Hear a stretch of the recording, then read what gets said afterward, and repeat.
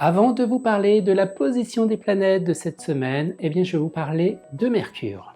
Mercure est la planète la plus proche du Soleil et la moins massive de notre système solaire. Mercure n'a pour l'instant été visitée que par 2 sondes.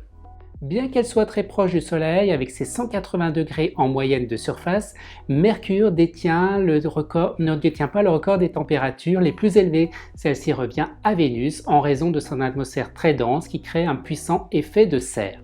À la surface de Mercure quasiment dépourvue d'atmosphère, la lumière du Soleil est 7 fois plus brillante et intense que sur Terre et notre étoile apparaît 3 fois plus grande dans le ciel pour un observateur. Dans le domaine de l'astrologie, Mercure est la planète qui gouverne les Gémeaux et les Vierges. Mercure est la planète de la communication. Lorsque Mercure est en aspect favorable, elle vient fluidifier nos échanges avec les autres. Dans une position plutôt défavorable, elle peut créer de l'anxiété. La planète Mercure met entre 15 et 70 jours pour traverser un signe à l'autre du zodiaque. Cette semaine, Mercure est la seule planète qui va bouger. Mercure sera encore dans le signe de la Vierge jusqu'à mardi. En Vierge, Mercure est très puissante et exprime toutes ses qualités de manière harmonique. L'intelligence est mise en avant dans les échanges. Le mental est donc très important, il se trouve analytique et pragmatique. Alors, à qui va profiter Mercure en Vierge et ce jusqu'à mardi ? Ce sont nos signes de terre qui sont la Vierge, le Taureau et le Capricorne, mais aussi à nos 2 signes en aspect favorable, le Cancer et le Scorpion.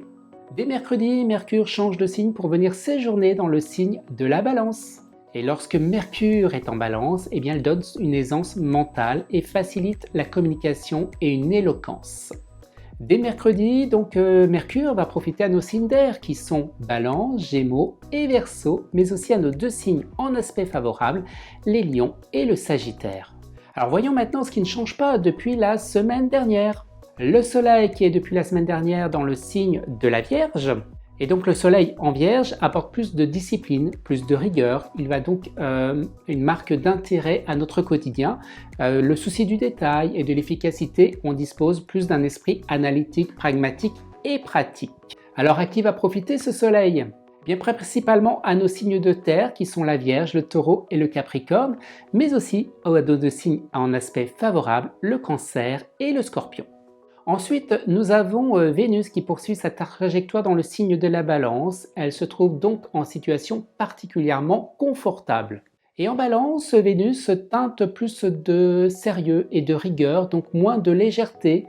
Elle s'attache plus à la sécurité et au bien-être amoureux.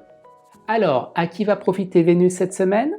Nos signes d'air, Balance, Gémeaux et Verseau, mais aussi à nos 2 signes en aspect favorable, les Sagittaires et les Lions. Ensuite, voyons la position de Mars, la planète qui va nous apporter l'énergie dont nous avons besoin. Mars est toujours en place dans le signe de la Vierge et Mars est comme un stimulant mais peut aussi entraîner un peu de fatigue car Mars est puissant lorsqu'il se trouve dans le signe de la Vierge. Alors Mars cette semaine va donc profiter à nos signes de terre qui sont la Vierge, le Taureau et le Capricorne, mais aussi aux 2 signes qui sont en aspect favorable, le Cancer et le Scorpion. Voilà, on a fait un petit tour de ces différentes planètes importantes de cette semaine. Alors avant de vous quitter, voici mon top 3 des signes de cette semaine. La 3e position, je la décerne au signe du Taureau, la 2e position au signe de l'amour, la Balance, et la 1re position, celle qui va briller le plus, ça va être la Vierge. Si vous souhaitez en savoir plus sur votre tendance astrologique de cette semaine selon votre signe, vous pouvez retrouver mes prévisions astrologiques directement sur mon site internet et sur mon Instagram.